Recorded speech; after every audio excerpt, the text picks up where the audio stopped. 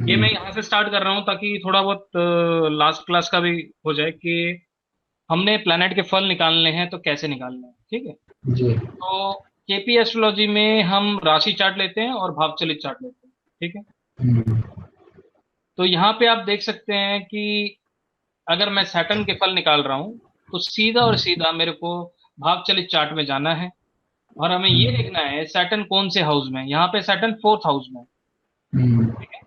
और सैटर्न की राशि हमें देखनी है। सैटर्न की राशि जो है, पहला जो है यहाँ पे ट्वेल्थ हाउस में दिख रहा है और उसके बाद फर्स्ट हाउस में दिख रहा है। तो सैटर्न के रिजल्ट होगा 4, 1 एंड 12। वन।4, 1, 12, ठीक है। ऐसे ही अगर मार्स का रिजल्ट निकालना है तो हम सबसे पहले यहाँ जाएंगे, मार्स को देखेंगे सिक्स हाउस में। मार्स की राशि है सेकेंड हाउस में और नाइन्थ हाउस में, ठीक है। ऐसे ही वीनस के निकाला हमने। वीनस के लिए अगर हम जाएंगे तो वीनस जो है थर्ड हाउस में उसकी राशि है, सेवेंथ हाउस में खुद बैठा है और एट्थ हाउस में भी उसकी राशि है। तो हमने 3, 7, 8 लिया, ठीक। ठीक है। अब मैंने ये बात करी थी कि जो स्टार जो प्लैनेट है वो अपने स्टार के भी रिजल्ट देगा, ठीक है। हम्म। तो इसलिए हमने सैटर्न मंगल के स्टार में था तो इसलिए हमने मार्स को भी लिया। वीनस मार्स के स्टार में था इसलिए हमने मार्स को लिया। सन जो केतु के स्टार में था इसलिए हमने केतु को भी लिया, हम्म। ठीक है। तो आगे चलते हैं, ये ऐसे हमने रिजल्ट्स निकाले। उसके बाद मैंने आपको ये एक्सप्लेन किया कि अगर फायरी साइन है तो फायरी साइन में क्या क्या राशियां आती हैं। अगर मैं फायरी साइन की मैं बात करूं तो फर्स्ट हाउस, सॉरी, एरीज, लियो और सेजिटेरियस, ये सारे जो तीनों राशियां हैं ये फायरी साइन में आते हैं। इनके अंदर जो नक्षत्र होते हैं, तीन नक्षत्र होते हैं, वो केतु, वीनस और सूर्य के। और हम्म। अगर मैं अर्थी साइन में जाऊं तो अर्थी साइन टॉरस, वर्गो और कैप्रिकॉन होता है। और जी। इनमें तीन नक्षत्र आते हैं, वो है सन, मून एंड मार्स। उसके हम्म। बाद मैं एरी साइन में जाऊं तो एरी साइन में जेमिनी, लिब्रा और पाइस एक्वेरियस आता है। और इनमें तीन नक्षत्र होते हैं, मार्स, राहु और जुपिटर। वाटरी हम्म। साइन की अगर हम बात करें, 4, 8, 12 है। 4, 8, 12 में कैंसर, स्कॉर्पियो, पाइसिस आता है। और इनमें जो नक्षत्र होते हैं जुपिटर, सैटर्न एंड मरकरी, ठीक है। हम्म। तो ये हमें याद करने जरूरी है, ये हमने लास्ट क्लास में डिस्कस किया। तो जी। आज जो हमने किया, हमने ये देखा कि दो तरह से केपी एस्ट्रोलॉजी में हाउसेस डिफाइंड है। एक है इंप्रूविंग हाउसेस, एक है नॉन इंप्रूविंग हाउसेस। हम्म। इंप्रूविंग हाउसेस में 1, 2, 3, 6, 10 एंड 11 है। ये माना जाता है कि इंप्रूविंग हाउसेस में हम जेमस्टोन उस हाउसेस के, उस प्लैनेट के पहन सकते हैं जो इंप्रूविंग हाउसेस शो करता है। लेकिन हम्म।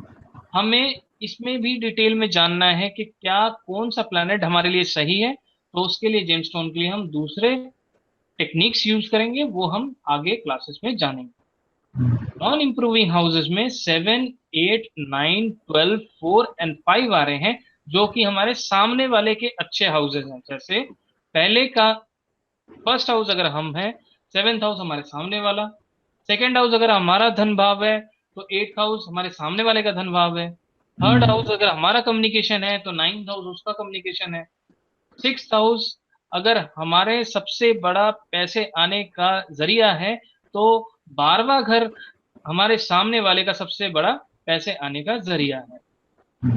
टेंथ हाउस अगर हमारा अच्छा स्टेटस बताता है तो फोर्थ हाउस हमारे सामने वाले का टेंथ हाउस बनता है। और फिफ्थ हाउस उसका लाभ स्थान बनता है, जो कि 11वां हाउस हमारा लाभ स्थान है, ठीक है। इसमें मैंने एक और चीज बताई कि एक नॉन इम्प्रूविंग हाउसेस में जरूरी नहीं है कि सारे के सारे हाउसेस खराब ही फल दें। हमने ये फर्स्ट क्लास में ही जाना है कि हाउसेस जो हैं अच्छे और बुरे दोनों रिजल्ट देते हैं। सेवेंथ हाउस हमारा स्पाउस भी है, हमारे बिजनेस पार्टनर भी है, तो वो अच्छा भी फल देता है। वैसे ही नाइन्थ और फिफ्थ हाउस ये दोनों काफी पवित्र हाउसेस माने गए हैं। 9 और 5 हाउस को मिलाकर हम ये कह सकते हैं वो जातक रिलीजन को मानने वाला होगा, वो जातक एस्ट्रोलॉजी में आगे काम करेगा, ठीक है। और फिफ्थ और नाइन्थ जब एक्टिवेट होता है, हमने ये भी बोला था, फिफ्थ और नाइन्थ जब एक्टिवेट होगा उस केस में हमारे जॉब में दिक्कतें आएंगी, ठीक है। आगे चलते हैं। फिर मैंने ये बताया था राशि को हमने कितने डिविजन्स में डिफाइन किया गया है, वो हमने सीखा। एक है मेल और फीमेल, जैसे मेल है ऑड साइंस मेल है, इवन साइंस फीमेल है, वो हमने फर्स्ट पहले सीखा था। उसके बाद हमने एलिमेंट सीखा जो कि मैंने आज दोबारा आपको बताया, जिसमें फायरी, अर्थी, एयरी जी और वाटरी जी साइन आते हैं। जी इसके जी। बाद और डिवीजन क्या है, डिवीजन ये है कि हमें मूवेबल साइन, फिक्स साइन और डुअल साइन समझने हैं। उसको समझने के लिए हमने एक सिंपल सा ये चार्ट बना लिया, जिसमें फर्स्ट हाउस जो है वो मूवेबल है, सेकंड हाउस फिक्स्ड है और थर्ड हाउस डुअल साइन है। ऐसे ही बाकी हाउसेस को, बाकी राशियों को हमने लिख लिया। तो 4, 1, 4, 7, 10 ये सारे मूवेबल हैं, 2, 5, 8, 11 ये फिक्स्ड हैं और 3, 6, 9, 12 ये डुअल साइन है। ठीक है। उसके बाद फिर हमने आगे डिवीजन देखा जो कि फ्रूटफुल और बैरन साइंस है। फ्रूटफुल वो है जो कि हमें फ्रूट्स देते हैं।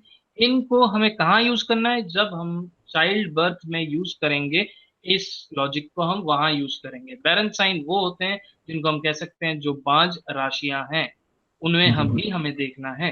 तो अगर मैं बात करूं फ्रूटफुल साइंस, वो है 4, 8, 12 ये सारे वाटरी साइन बनते हैं, ये फ्रूटफुल साइंस हैं। और सेमी फ्रूटफुल कौन से हैं, टॉरस, लिब्रा, कैप्रिकॉन और सजिटेरियस, ये सेमी फ्रूटफुल है। और बैरन साइंस में 1, 3, 5 एंड 6 हैं। ठीक है, ये बैरन साइंस होते हैं। आगे चलते हैं। फिर हमने बात करी कि म्यूट साइन होता है। म्यूट साइन वो होता है जो कि एक स्पीच को इफेक्ट करता है। स्पीच को इफेक्ट कैसे करता है, अगर हम देखें, नेचुरल कारका फॉर स्पीच इज मरकरी। अगर नेचुरल कारक का स्पीच मरकरी है और मरकरी कहीं से भी अफ्लिक्टेड है और 4, 8, 12 में सेकंड हाउस में कहीं पे भी उसका कनेक्शन बन रहा है और सेकंड हाउस में इन तीनों राशियों में कोई ना कोई आ रहा है, तो उस केस में हम ये कह सकते हैं वो जातक या तो बात नहीं करेगा, बात करेगा तो स्टैमर करेगा, अगर स्टैमर करेगा तो कुछ ना कुछ उसको वॉइस रिलेटेड प्रॉब्लम आएगी। जैसे कि मैंने एक एग्जांपल बताया, मेरे पास एक चार्ट आया था जिसमें हमने ये देखा, केतु जो है 6th सब लॉर्ड था और वो मरकरी और मार्स से कनेक्शन बना रहा था। मार्स 8th हाउस में भी कनेक्शन बना रहा था, मरकरी भी 12th हाउस में था। 12th house is hospitalisation, 6th house there is a certain problem with health. ठीक है। और मैंने ये भी आपको बताया कि सैटर्न, केतु और चंद्रमा मिलके पनीर बनता है। केतु का काम है फटा, मतलब कोई भी चीज को फाड़ देना, है ना। उसको जो पनीर बनता है वो दूध को फाड़ के ही बनता है। ठीक है। जी तो फटी हुई चीज जो है वो केतु रिप्रेजेंट करता है। तो वॉइस को अगर केतु कनेक्ट होता है तो कहीं ना कहीं केतु वॉइस में डिफेक्ट लाता है। ठीक है। लास्ट टाइम हमने क्लास में ये भी सुना था, जो मैंने शेयर किया था, अगर केतु सेकंड हाउस में है और वो वाटरी साइन बनता है तो वो इंसान डंप होता है, मतलब वो इंसान बात नहीं कर सकता है। ठीक है। तो ये चीजें हमने म्यूट साइन के बारे में जाना। आगे चलते हैं। वायलेंट साइन वो होता है, मैंने ये बताया कि ये दो साइन जो हैं, एरीज और स्कॉर्पियो, दोनों मार्स ओन करते हैं। और मार्स जो है पराक्रम का सबसे बड़ा प्लैनेट है, जो कि फियरलेस है, जिसमें कोई भी फियर नहीं है।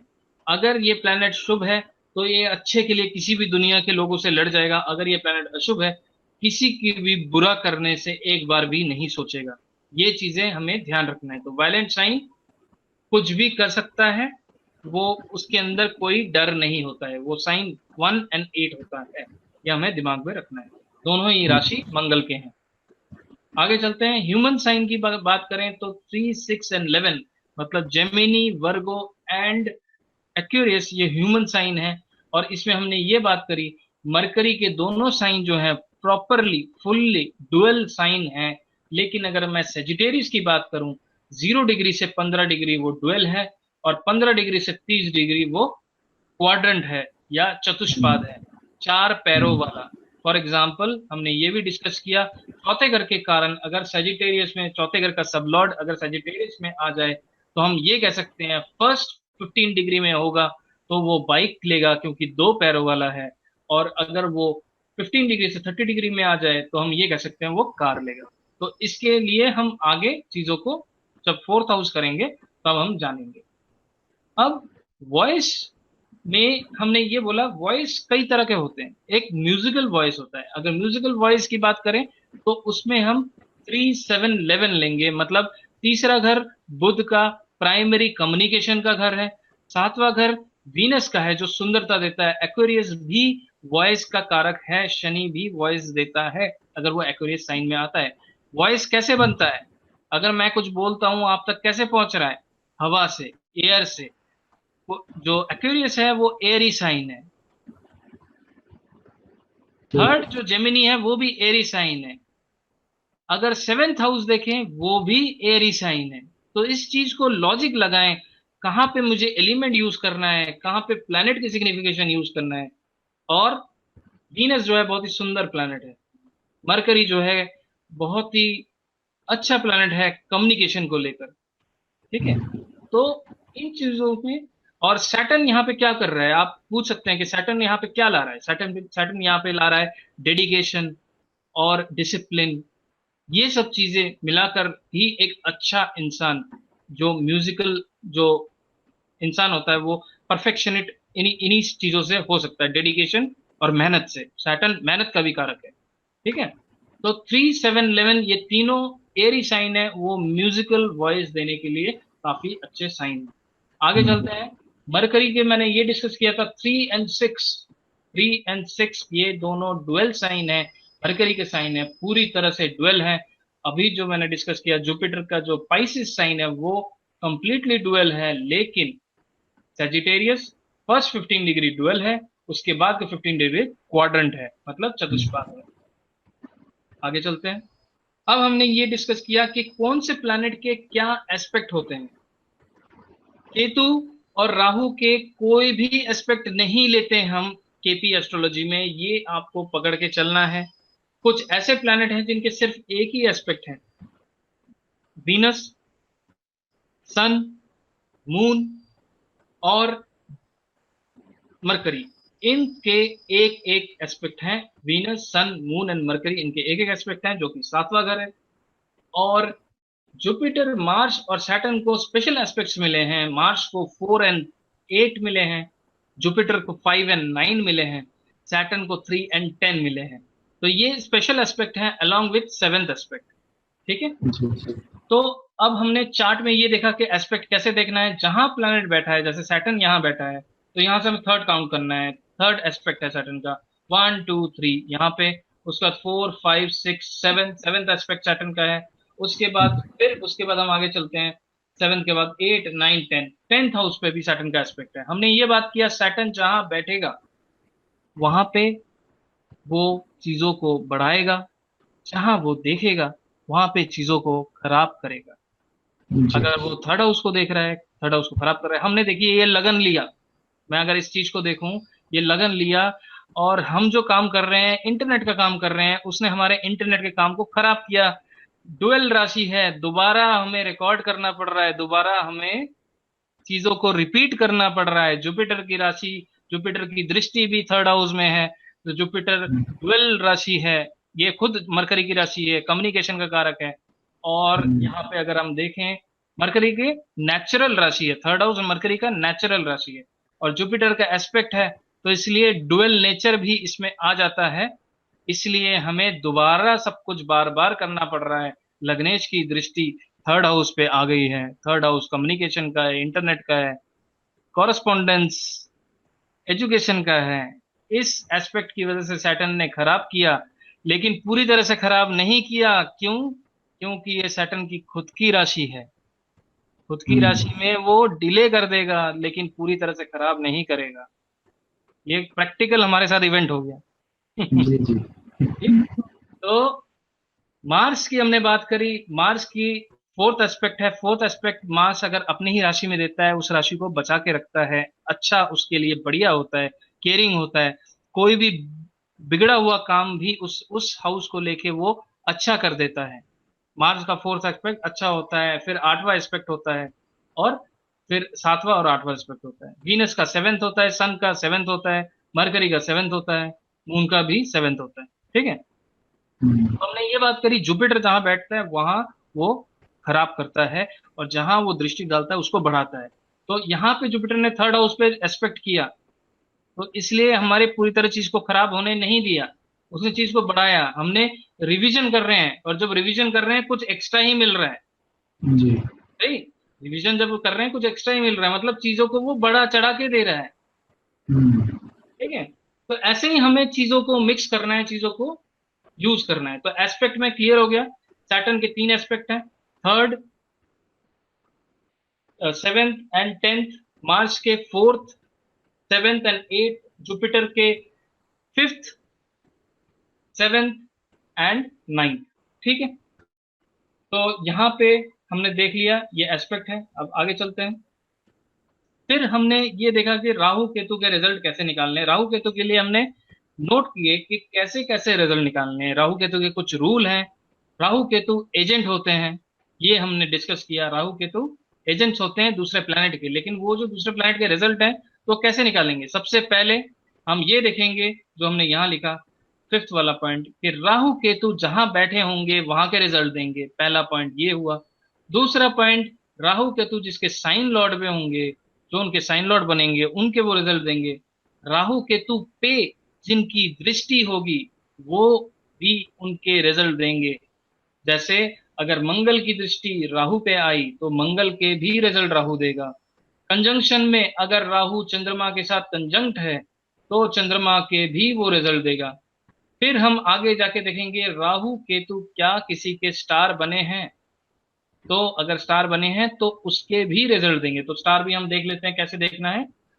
फिर हमने एक और रूल लगाया, अगर राहु कहीं से भी केतु का पार्ट बन जाए और कहीं केतु कहीं से राहु का पार्ट बन जाए तो फिर से हम राहु केतु के सारे रूल उस ऑल्टरनेट प्लैनेट के लिए लगाएंगे। फॉर एग्जाम्पल, अगर राहु कहीं केतु के पार्ट बन जाए तो केतु के लिए सारे रूल लगा के जो रिजल्ट आएगा उस रिजल्ट को हम राहु में जोड़ देंगे।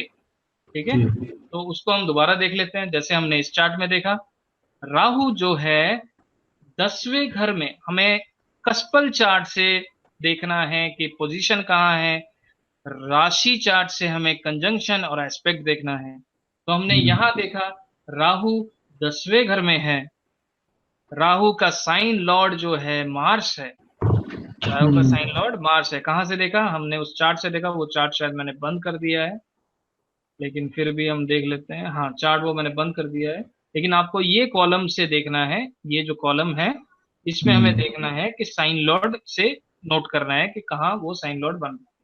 तो यहाँ पे मार्स बन रहा था, तो मार्स के रिजल्ट हम देखेंगे। तो मार्स जो है यहाँ पे, अब देखें मार्स कहाँ है, मार्स फोर्थ हाउस में है, और मार्स की राशि जो है 11th हाउस में आ रही है और 6th हाउस में आ रही है। तो हमने लिख दिया 4, 6, 11। फिर अगर मैं देखूं राहु पे किसकी दृष्टि, दृष्टि और कंजंक्शन की बात होगी, दोबारा राशि चार्ट में आ जाएंगे और राशि चार्ट में देखेंगे कि वीनस का एस्पेक्ट राहु पे है, शनि का नहीं है, जुपिटर का नहीं है, मरकरी सूर्य का भी नहीं है। क्या मार्स का है? मार्स का है। सेवेंथ और एट्थ एस्पेक्ट भी मार्स का है। तो इसका मतलब राहु पे मार्स और वीनस का एस्पेक्ट है। तो इसका मतलब मार्स और वीनस का भी राहु रिजल्ट देगा। वीनस का रिजल्ट हमने निकाला, वीनस फिफ्थ हाउस में है और वीनस की एक राशि 12वें घर में है और एक राशि गायब हो गई है। तो इसलिए वीनस सिर्फ 5 और 12 के ही रिजल्ट दे रहा है। फिर हमने देखा कि राहु किसी के साथ कंजंक्ट है क्या, तो राहु चंद्रमा के साथ कंजंक्ट है। तो अगर मैं देखूं राहु अगर चंद्रमा के साथ कंजंक्ट है तो हम ये कहेंगे कि चंद्रमा के रिजल्ट भी राहु देगा। तो हमने फिर चंद्रमा को देखा, तो चंद्रमा कहाँ है, मून जो है 10th हाउस में बैठा है और मून की राशि 2nd हाउस में है। तो 10 और 2 का रिजल्ट, 10 और 2 का रिजल्ट मून दे रहा है। अब फिर हमने आगे जाके उस चार्ट में देखा कि स्टार लॉर्ड कॉलम में क्या राहु किसी का स्टार बना है। अब यहाँ पे आप देखें कि वीनस का स्टार बना है, लेकिन उस चार्ट में राहु केतु का पार्ट बना हुआ था। इसलिए हमने ये रूल लगाया, पिछले रूल में हमने ये देखा कि कहीं से भी राहु केतु का पार्ट बन जाए, चाहे स्टार लॉर्ड में या सब लॉर्ड में, तो हमें ये केतु के लिए सारे रूल दोबारा लगाने हैं। तो हमने केतु के लिए सारे दोबारा रूल लगाए। केतु को देखा हमने, केतु चौथे घर में बैठा है, चौथे घर में अगर देखें केतु किसकी राशि में है, केतु जो राशि में है वो शुक्र की राशि में है, तो हमने वीनस लिख दिया। वीनस के रिजल्ट हमने लिखे 5 12। फिर हमने देखा केतु किसके साथ कंजंक्शन में है, फिर राशि चार्ट में आएंगे। केतु जो है वीनस और के साथ कंजंक्शन में है, तो वीनस के रिजल्ट हमने पहले ही ले लिए। और किसी का एस्पेक्ट है केतु पे, चंद्रमा का एस्पेक्ट केतु पे है, तो अगर मैं देखूं चंद्रमा का रिजल्ट भी हमने लिख दिया। फिर हमने केतु का कॉमन कर लिया, क्या रिजल्ट है 4 5 12 10 2। तो हमने राहु और केतु को मर्ज करके सारे रिजल्ट लिख दिए, 10 4 6 11 5 12 10 2। तो ये सारे राहु के रिजल्ट दे रहा है, और सिर्फ अगर केतु का देखना है तो 4 5 12 10 2 ये केतु के रिजल्ट आ रहे हैं। सर ये इतने बड़े जैसे 10 4 6 11 12 5 12 11 0 2, इतने बड़े ये इसको कैसे बाइफरकेट करेंगे, तो बहुत ज्यादा है। बिल्कुल। इसमें तभी तो कहते हैं कि राहु और केतु जब एक्टिवेट होते हैं वो ब्लास्ट करते हैं, क्यों? क्योंकि हम्म। मल्टीपल घरों के रिजल्ट वो देते हैं, इसलिए हम्म। वो कहीं ना कहीं अच्छे भी देंगे, कहीं ना कहीं बुरे भी देंगे। अब यहाँ पे देखो कॉम्बिनेशन क्या बन रहा है, 6 11 का कॉम्बिनेशन है, बहुत बढ़िया है। 5 6 हम्म। का भी कॉम्बिनेशन है, कहीं ना कहीं 6 12 का भी कॉम्बिनेशन है, तो फिर कहीं ना कहीं पाँच हेल्थ छः जो रिलेटेड है, भी प्रॉब्लम वही करेगा। ये फिर पाँच पाँच छः। ग्यारह भी है, ठीक भी करेगा। हाँ, ये तो कोई निगेट कर रहा है, कोई कुछ कर रहा है, ये तो कोई कंफ्यूजन हो जाएगा। देखो ना, ये 6 आ रहा है, ये हम्म 5 भी आ रहा है, हम्म 4 आ रहा है और 5 भी आ रहा है। हम्म ठीक है। तो ये चीज और हम उसके बाद समझेंगे जब हम 11 भी एक 11 12 भी इवेंट आ रहे करेंगे। हैं। हाँ, जब हम इवेंट्स करेंगे, उस इवेंट में हम देखेंगे क्या उस इवेंट के लिए राहु कहीं से भी रिस्पॉन्सिबल है। अगर वो हम्म। इवेंट के लिए राहु रिस्पॉन्सिबल है, फिर हम राहु के लिए सारे हाउसेस को यूज करेंगे, नहीं है तो नहीं यूज करेंगे, हमें कोई परवाह नहीं है राहु कुछ भी दे रहा हो। लेकिन कहीं ना हम्म। कहीं राहु केतु कनेक्ट हो ही जाते हैं, तो वो हम देखेंगे जैसे हम आगे इवेंट्स करेंगे, फाइनेंस रिलेटेड इवेंट्स करेंगे, हाउस रिलेटेड परचेज रिलेटेड करेंगे, हम्म। हेल्थ रिलेटेड करेंगे, सेवेंथ हाउस रिलेटेड करेंगे, है ना। जब हम जैसे जैसे इवेंट करते जाएंगे तो हम देखेंगे कि इनका क्या इफेक्ट आता है। ठीक है।